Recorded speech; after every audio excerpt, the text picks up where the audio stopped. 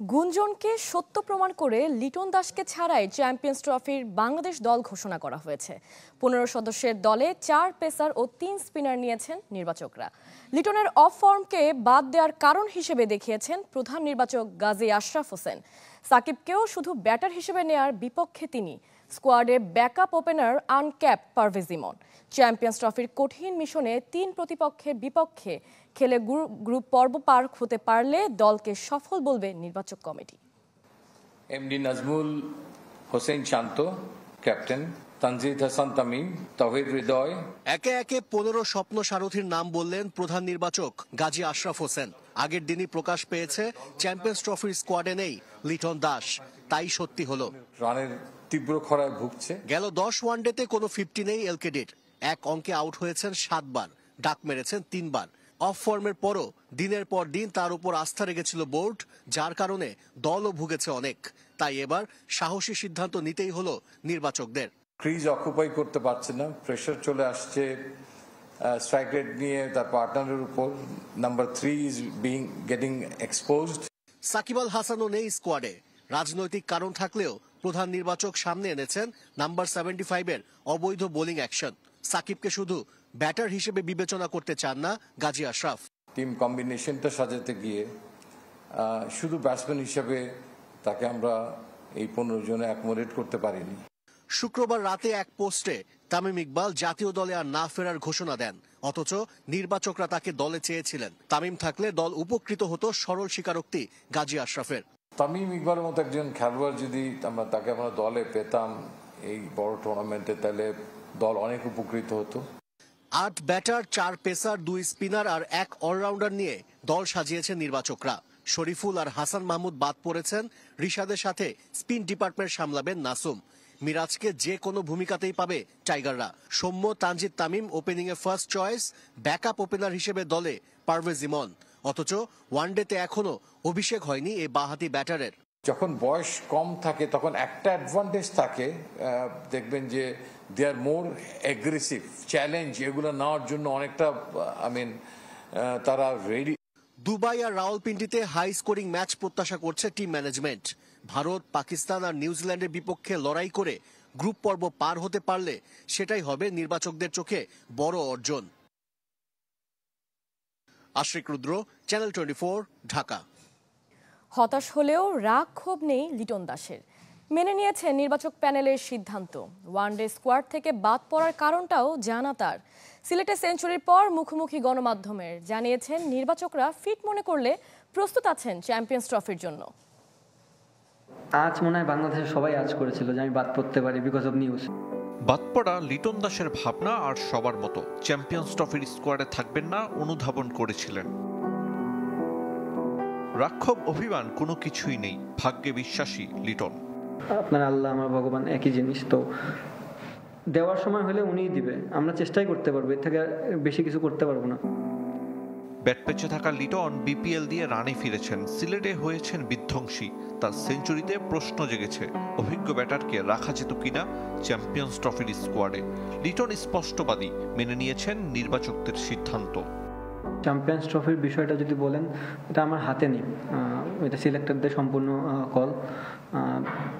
শুধু not only me, যে কারে খেলাবেন এটা সম্পূর্ণ তাদের একটা কল। সো আমার কাজ হচ্ছে এখানে পারফর্ম করা, যেটা করতে পারতেছিলাম না এতদিন। বিপিএল এর বাকি ম্যাচগুলোতে ধারাবাহিকতা ধরে রাখার লক্ষ্য। কে জানে যদি সুযোগ আসে চ্যাম্পিয়ন্স ট্রফির দলে। কি কারণে রাখা হয়নি এটা মিডিয়া খাটলেই পাওয়া যায় যে কি কারণে রাখা হয়নি।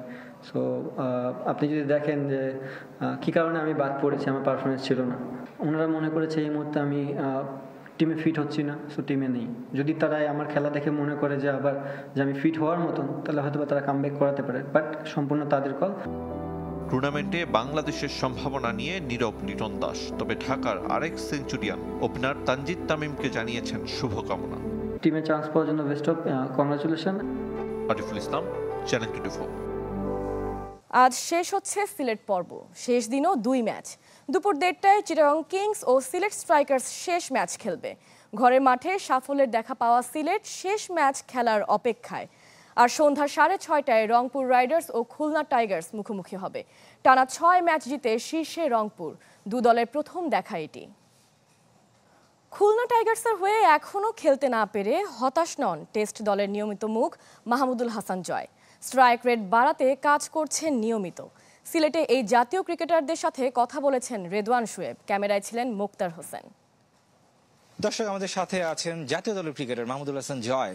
টেস্ট খেলায় অর্থাৎ সাদা পোশাকে পরিচিত তিনি, পাশাপাশি খেলছেন খুলনা টাইগার্সের জার্সিতে। যদি এখনো পর্যন্ত ম্যাচ খেলা হয়নি তার, তবে তার দল কিন্তু দারুণ পারফর্ম করে যাচ্ছে। আমরা তার সাথে কথা বলবো। জয়, দলের এই পারফরমেন্সে আপনি কতটুকু সন্তুষ্ট এবং আপনি নিজে একাদশে জায়গায় পাওয়ার ব্যাপারে কতটুকু আশাবাদী? না, দেখেন, আমাদের টিম কম্বিনেশনটা খুব ভালো। আমরা লাস্ট 2টা ম্যাচ খেলছি, 2টাতেই উইন। আমাদের এখন সবাই খুব ভালো মোমেন্টামে আছে, যারাই খেলতেছে ওরা পারফর্ম করার চেষ্টা করতেছে এবং আমাদের টিম কম্বিনেশন কারণে আমরা উইন হচ্ছি। সামনের ম্যাচগুলোতে আমাদের প্ল্যান থাকবে যে কিভাবে উইন করা যায়। নর্মালি আপনি টেস্টে খেলে থাকেন, কিছুটা চ্যালেঞ্জের মুখে পড়তে হয় কি না আপনার? টি-20 ফ্র্যাঞ্চাইজি ক্রিকেট বলুন কিংবা এই টি-20 খেলাগুলো যখন খেলেন আপনি, কিছুটা চ্যালেঞ্জের মুখে আপনি পড়েন কিনা? না, আসলে তেমন কোনো চ্যালেঞ্জের মুখে পড়তে হয় না। আসলে 2টা ডিফারেন্ট গেম। যখন লাল বলে খেলি তখন ডিফারেন্ট প্ল্যান থাকে, আবার যখন সাদা বলে খেলি তখন ডিফারেন্ট প্ল্যান থাকে। আসলে তেমন কোনো অ্যাজ এ প্রফেশনাল হিসেবে তেমন কোনো চ্যালেঞ্জে পড়তে হয় না। এমনিতে আমরা লক্ষ্য করলাম যে এর আগেও আপনি বিপিএল-এ খেলেছেন, এই খুলনা টাইগার্সের হয়ে খেলেছেন, কুমিল্লা ভিক্টোরিয়ান্সের হয়ে আপনি খেলেছেন। স্ট্রাইক রোটেট করার যে বিষয়টা, সেখানে একটু স্ট্রাগলের বিষয় থাকে কিনা? আমরা লক্ষ্য করলাম যে 120-এর উপরে নয় আপনার স্ট্রাইক রেট। সে বিষয়ে আপনি কাজ করছেন কিনা?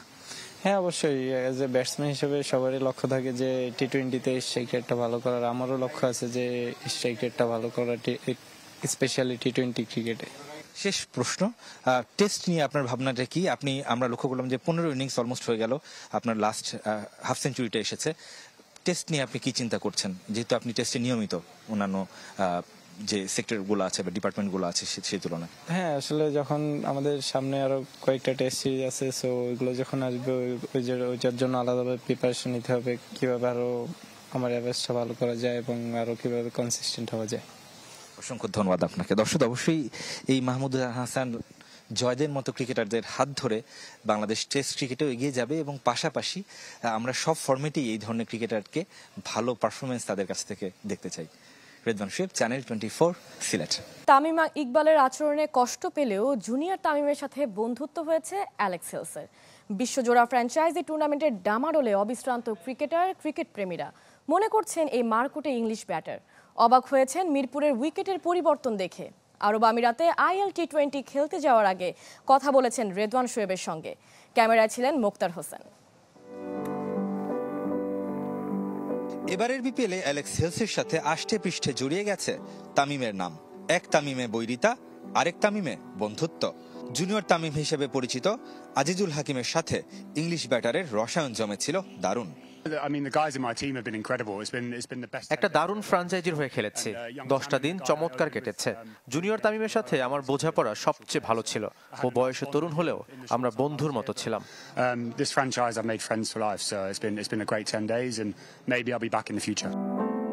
অস্ট্রেলিয়া চলছে বিগ ব্যাশ, নিউজিল্যান্ডে সুপার স্ম্যাশ, দক্ষিণ আফ্রিকায় SA-20, তো আরব আমিরাতে IL টি-20। বাংলাদেশে বিপিএল তো আছেই। পৃথিবী জোড়া ফ্র্যাঞ্চাইজি ক্রিকেটের ভিড়ে আবেদন হারাচ্ছে না তো ব্যাট বলের লড়াই? এই মুহূর্তে বিশ্বের বিভিন্ন স্থানে ফ্র্যাঞ্চাইজি টুর্নামেন্ট চলছে। সবগুলোর খোঁজ খবর রাখা ক্রিকেট প্রেমীদের জন্য চ্যালেঞ্জিং।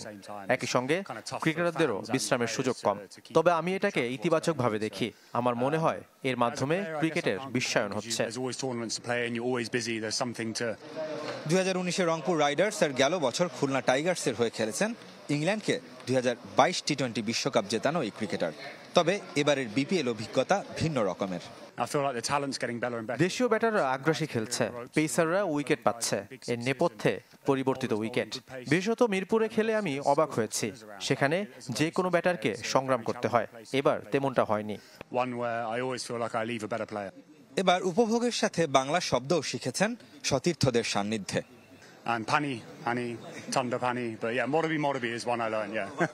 রেদওয়ান শোয়েব, চ্যানেল 24, সিলেট। শঙ্কা আর সম্ভাবনা নিয়ে 2025 সালের ক্যালেন্ডার ঘোষণা করল বাস্কেটবল ফেডারেশন। অফিস নেই, কোর্ট নেই, তবে বিভিন্ন ভেন্যুতে কোর্ট ভাড়া করে হলেও ক্যালেন্ডার বাস্তবায়ন করতে চায় ফেডারেশন। অর্থ নিয়ে দুশ্চিন্তা নেই। বিভিন্ন আসরের মাধ্যমে খেলোয়াড় খুঁজে শক্তিশালী জাতীয় দল গড়ার লক্ষ্য অ্যাডহক কমিটির। বাস্কেটবল ফেডারেশন যেন যাযাবর, নিজেদের অফিস নেই খেলার কোর্ট। ধানমন্ডিতে যে ইনডোর ছিল আবাহনী ক্লাবের স্পোর্টস কমপ্লেক্স নির্মাণের জন্য তা ভাঙতে হয়েছে। পরবর্তীতে সেখানে ইনডোর নির্মাণের উদ্যোগ নেওয়া হয়েছে, তবে জায়গা আর স্থাপনাটি ক্লাবের নামে, সেটির নির্মাণও শেষ হয়নি। অনিশ্চয়তার মাঝেই রোববার 2025 সালের ক্যালেন্ডার ঘোষণা করেছে অ্যাডহক কমিটি। কাকতালীয়ভাবে সংবাদ সম্মেলন শুরুর আগে বঙ্গবন্ধু স্টেডিয়াম কমপ্লেক্সে অফিস আর রোলার স্কেটিং কোর্টে অনুশীলনের জন্য জাতীয় ক্রীড়া পরিষদ থেকে বরাদ্দের চিঠি পেয়েছে ফেডারেশন। তবে দুশ্চিন্তা কাটেনি, অফিস বা কোর্ট কোনোটিই সহসা ব্যবহারের সুযোগ নেই। এমনকি বিশ্বজুড়ে উডেন ফ্লোরে বাস্কেটবল জনপ্রিয় হলেও রোলার স্কেটিংয়ের ফ্লোর কংক্রিটের। আপনার যদি ঘর না থাকে আপনি ঘর সাজাবেন কিভাবে? আপনাকে তো একটা কোড থাকতে হবে নির্দিষ্টভাবে, যেটা আমরা ইন্টারন্যাশনাল স্ট্যান্ডার্ডে করে নিতে পারবো। ক্রিকেট বোর্ড ছাড়া দেশের ক্রীড়া ফেডারেশনগুলোর প্রধান সমস্যা অর্থ। ব্যতিক্রম বাস্কেটবল, কর্তাদের মাঝে পৃষ্ঠপোষক নিয়ে দুশ্চিন্তা নেই। তবে নতুন বছরের ক্যালেন্ডারে জাতীয় দল নিয়ে কোনো পরিকল্পনা নেই। কর্তারা বলছেন ঘরোয়া আসরের মাধ্যমে খেলোয়াড় খুঁজে বের করতে চান তারা। ম্যান্ডেট কতদিন আছে কতদিন নাই আমরা জানি না, কিন্তু স্ট্রাকচারটা যদি করে দেওয়া যায় তাহলে এই স্ট্রাকচার ধরে নতুন কমিটি চাইলেই আগাইতে পারবেন। এটাই হলো আমাদের উদ্দেশ্য। জাতীয় আসর, প্রথম ও দ্বিতীয় বিভাগ লিগ, স্বাধীনতা ও বিজয় দিবস টুর্নামেন্ট সহ স্কুল ও বিশ্ববিদ্যালয় টুর্নামেন্ট এবং কোচেস কোর্স আছে 2025 সালের বাস্কেটবল পরিকল্পনায়। হবে একাধিক 3-on-3 ম্যাচ। ফাইজুল ইসলাম, চ্যানেল 24, ঢাকা। এই ছিল কুল স্পোর্টস 24 এর এখনকার আয়োজনে। খেলার সব আপডেট ও রিপোর্টগুলো দেখতে ভিজিট করুন আমাদের ওয়েবসাইট ও ফেসবুক পেজ facebook.com/sports24team। ধন্যবাদ সঙ্গে থাকার জন্য।